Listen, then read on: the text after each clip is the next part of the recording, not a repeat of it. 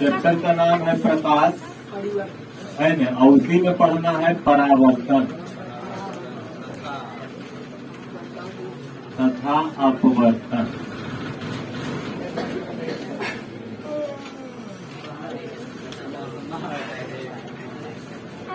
ठीक है ना। तो सबसे पहले हम लोग जाने कि प्रकाश क्या है। ठीक, प्रकाश का इंग्लिश लाइट। ठीक, अब परावर्तन अपवर्तन के इंग्लिश रिफ्लेक्शन, अपवर्तन के रिफ्रैक्शन।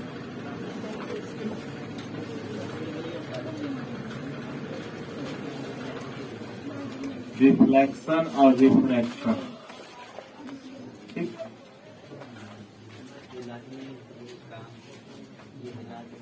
चलिए अब देखिए बउआ, सबसे पहले इसमें क्या क्या जानने वाली बात है। प्रकाश के बारे में बेसिक चीज।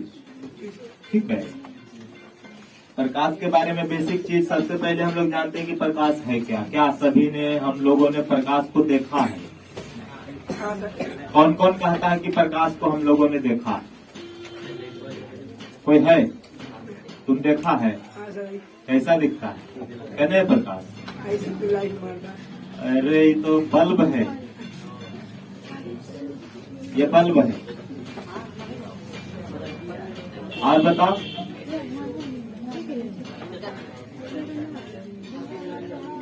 जब हम टॉर्च मारते हैं तब। टॉर्च मारते हैं तब क्या निकलता है ना? प्रकाश निकलता है। ठीक, या फिर यहाँ पर ऐसे समझिए, मान लिया जाए हम यहाँ पर ही सारे लाइट को बंद कर दें, है ना, तो क्या यहाँ पर ही प्रकाश आएगा?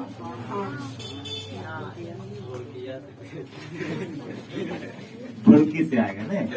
अच्छा ठीक, तो बाहर जाएंगे, है ना, तो वहाँ प्रकाश रहेगा।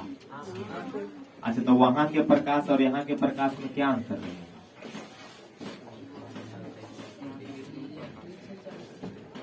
वहाँ डायरेक्ट सनलाइट नहीं, धूप है,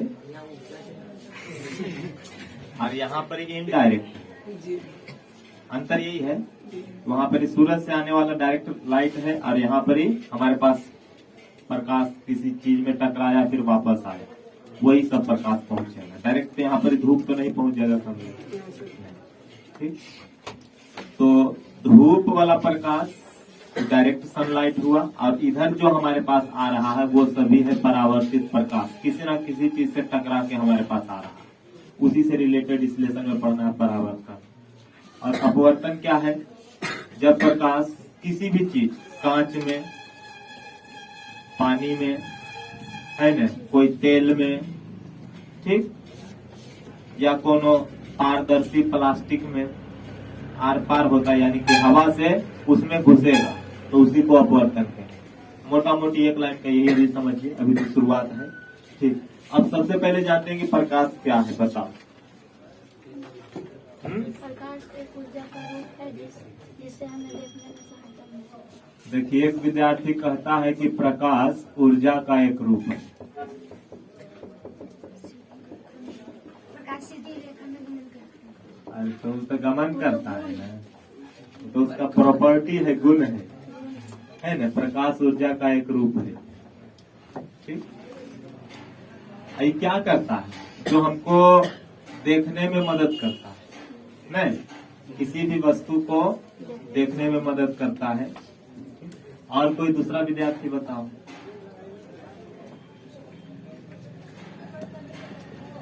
सिंपल यही बात है। देखिए, अभी पढ़ रहे हैं हम लोग क्या, फिजिक्स पढ़ रहे हैं, है ना। ठीक, तो फिजिक्स पढ़ रहे हैं, तो फिजिक्स में जो भी बात बताना होता है उसको भौतिक कारक कहते हैं। प्रकाश एक भौतिक कारक है जो हमें किसी वस्तु को देखने में मदद करता है। ठीक, प्रकाश ऊर्जा का भी रूप है। क्या आपको जब लाइट लगता है तो गर्मी का आभास होता है ना? जब लाइट नहीं रहता है तो ठंडी का आभास होता है। क्या ऐसा होता है? हाँ, ऐसा होता है।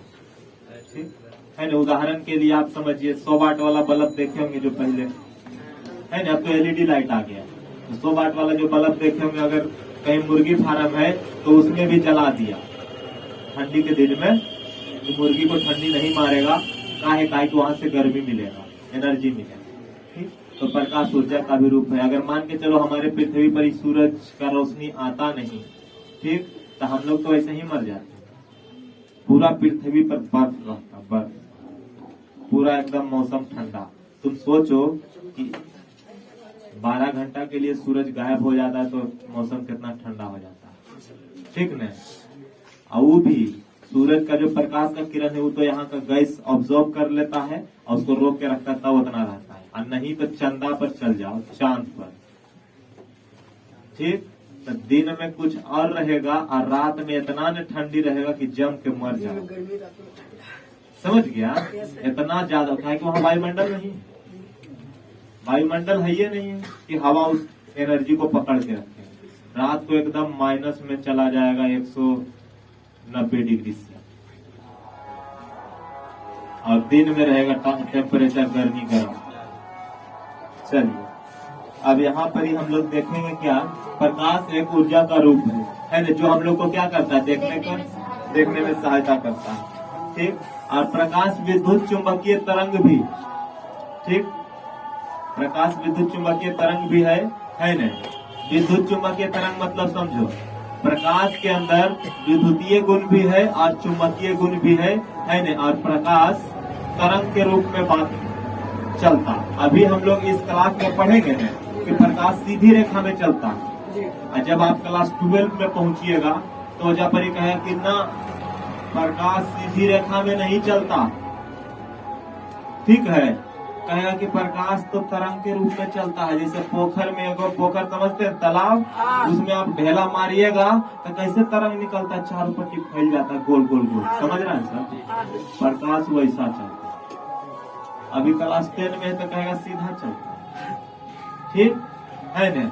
और फिर जब प्रकाश को पढ़ेगा क्लास 12 में तो कहेगा कि ना, सीधा नहीं चलता है, ठीक, तरंग के रूप में चलता है। यानी यह, अगर मान के चलो कि कौन पोखर है, यहाँ पर आप ढेला फेंकिएगा तो यह इस तरीके से तरंग बनता है, गोल गोल गोल, तो कहेगा प्रकाश इसी तरीके से चलता है।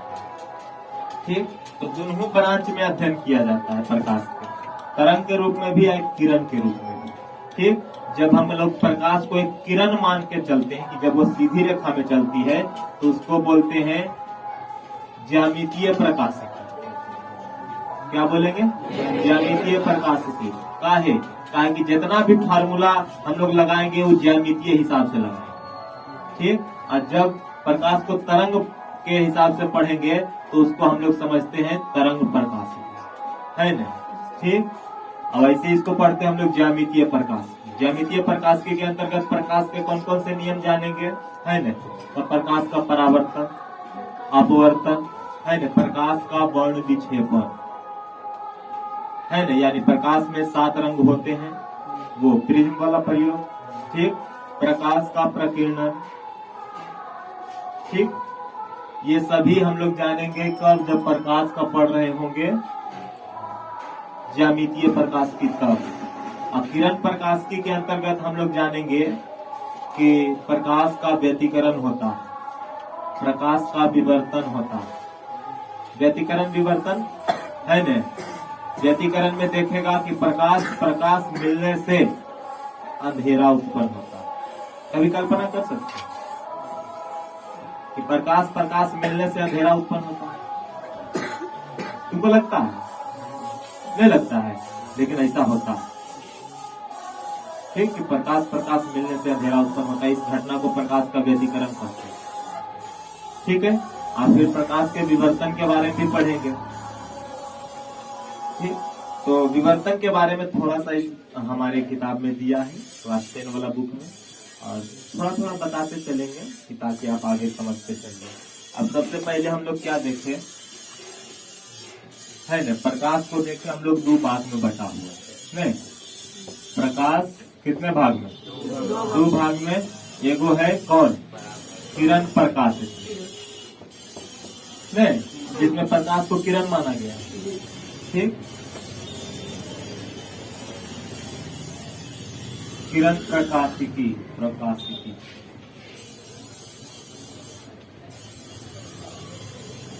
ठीक, और इधर हो गया तरंग प्रकाशिकी।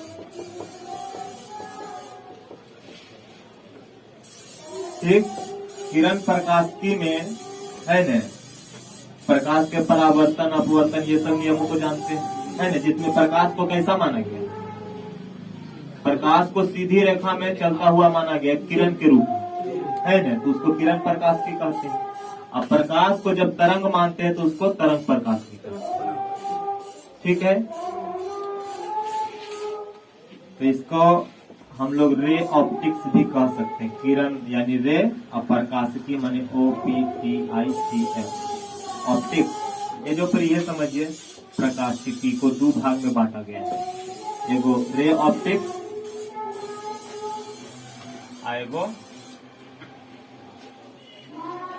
Wave optics.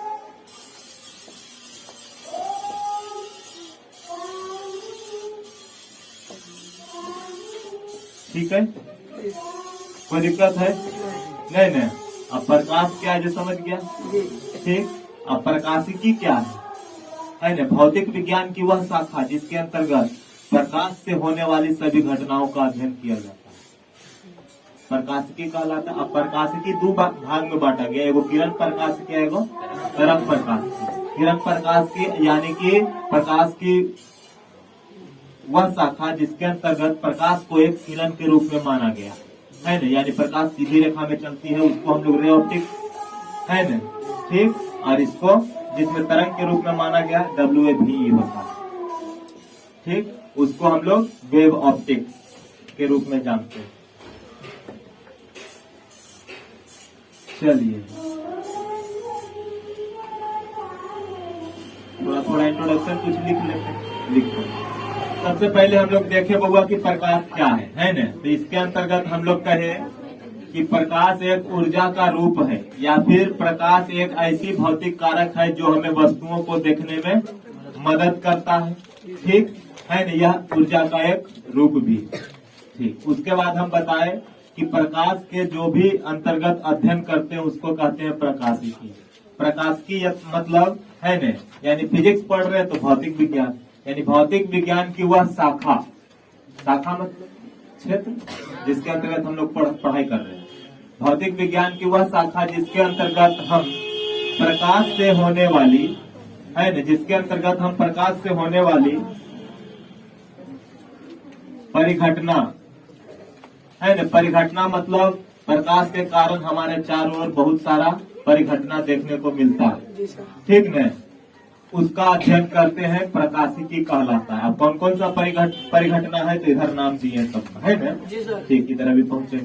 कहता अध्ययन के हिसाब से, यानी पढ़ने में सुविधा हो जाए, है न, झोल मोल नहीं रहे, इसके लिए अध्ययन के हिसाब से दो भागों में बांटा गया है प्रकाशिकी को। कौन कौन सा है, एगो है किरण प्रकाशिकी, एगो तरंग प्रकाशिकी।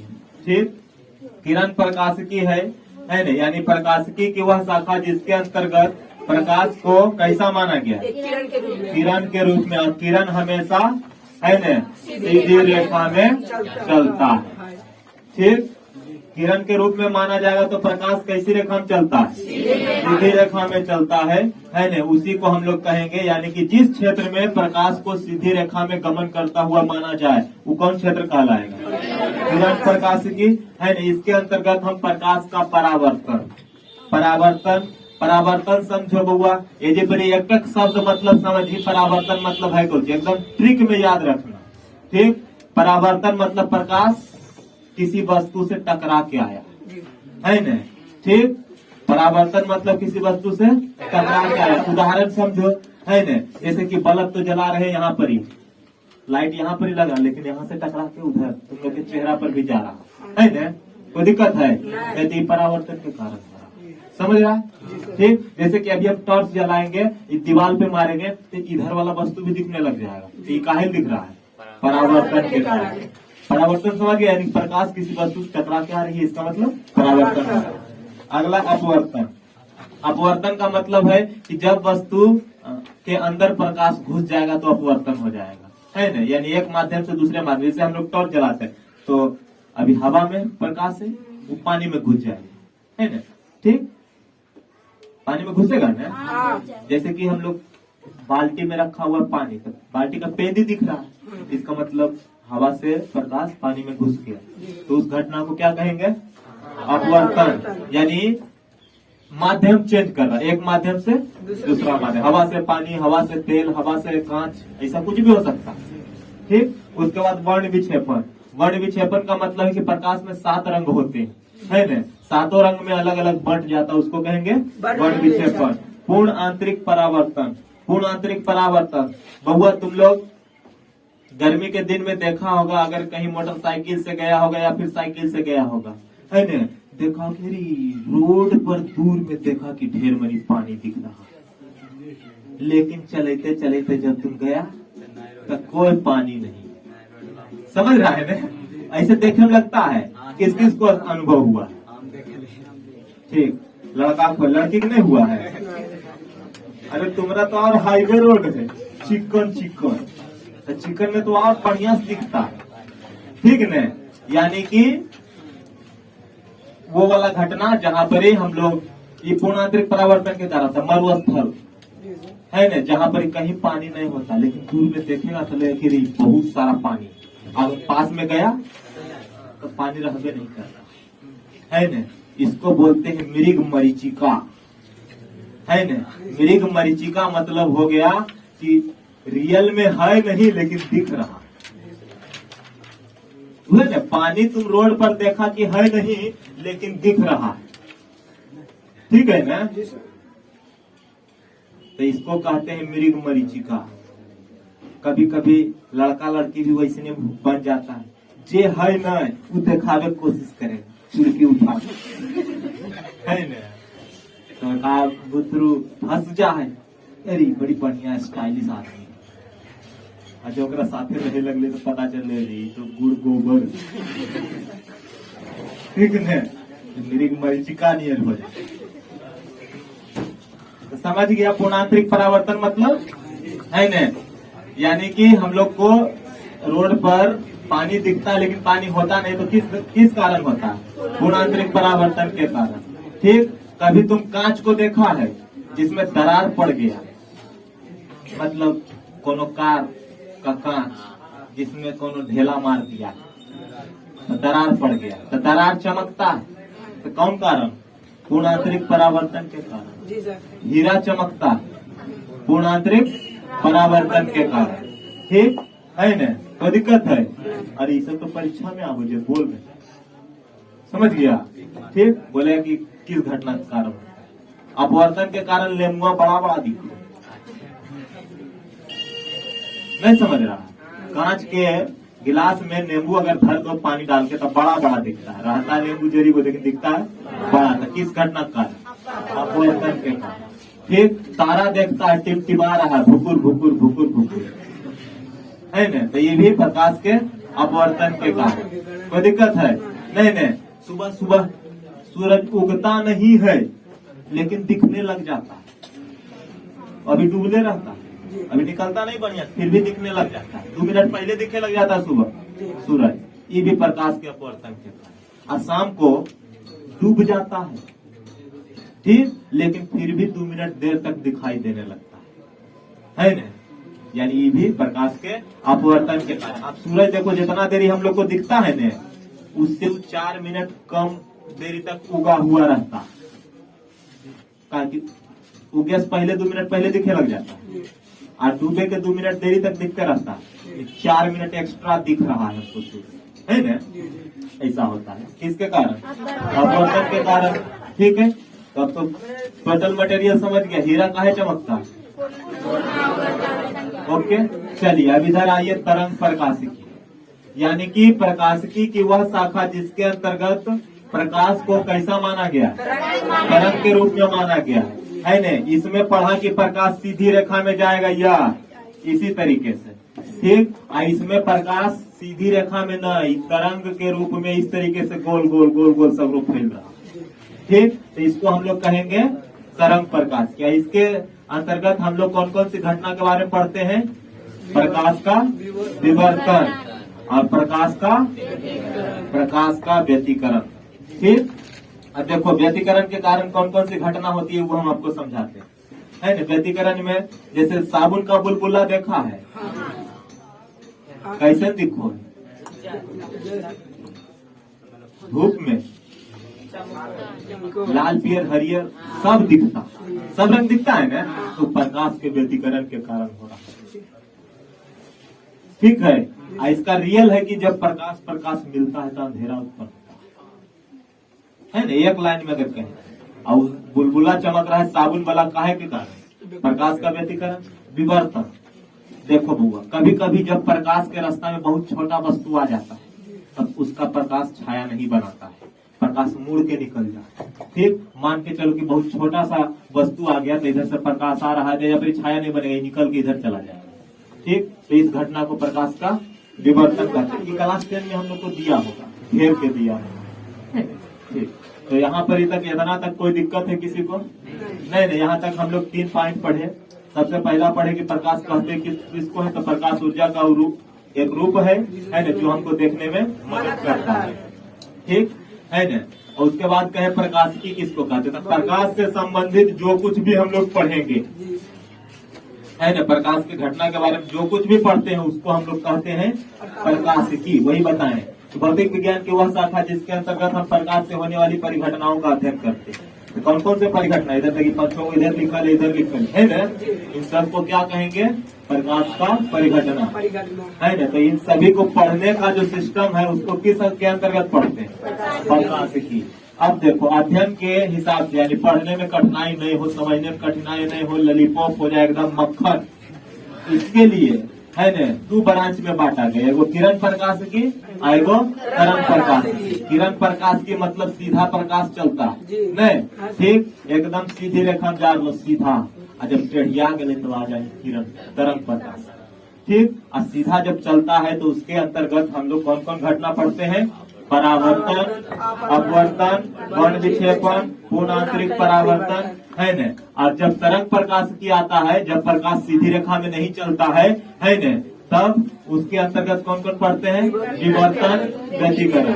ठीक। इतना देर तो हम बताए। अब देरी से को उदाहरण बताओ, तो परावर्तन का उदाहरण बताओ। आईना में चेहरा दिखता है न, तुझ में रब दिखता है यारा में क्या। आईना में चेहरा दिख रहा है ना, वो किसके कारण? परावर्तन के कारण। ठीक। कहीं पर भी तुमको चेहरा दिखे वो परावर्तन के कारण हो, कोई दिक्कत है? नहीं। ठीक। पानियों में चेहरा दिखता है ना, कौन कौन जगह एकदम हरिया रहलो नया है ना, तो उसमें भी दिख जाता है। चल, तो सब किसके कारण हो रहा है? परावर्तन के कारण। परावर्तन मतलब सीधे का मतलब हो गया तुमको अपना चेहरा दिखेगा, नहीं तो प्रकाश टकरा के वापस आता ही है। अपवर्तन मतलब एक माध्यम से प्रकाश दूसरे माध्यम में घुस गया। वर्ण विक्षेपण मतलब प्रकाश 7 रंग में टूट गया, कोई दिक्कत नहीं। पूर्णांतरिक परावर्तन का मतलब है न, हाँ, रोड पर हमको पानी दिखता है न, यानी कि जो कुछ होता नहीं है उस चीज का आभास होने लगता है। ठीक है। उसके बाद विवर्तन मतलब प्रकाश मुड़ के आगे निकल जाता है, बिना परछाई बने है न, मुड़ के आगे निकल जाता है। व्यतिकरण मतलब साबुन का मतलब, हाँ, साबुन का बुलबुला चमक रहा है तो उसमें कई रंग दिखाई दे रहे हैं, वह व्यतिकरण के कारण। लेकिन मेन इसका कारण है कि जब प्रकाश मिलता है तो अंधेरा उत्पन्न होता है। नहीं, तो इसके आगे कल शुरू करते हैं। मजा आया क्या? ठीक है ना। ये सब हो गया बेसिक बात। इसके बाद हम लोग कल शुरू करेंगे।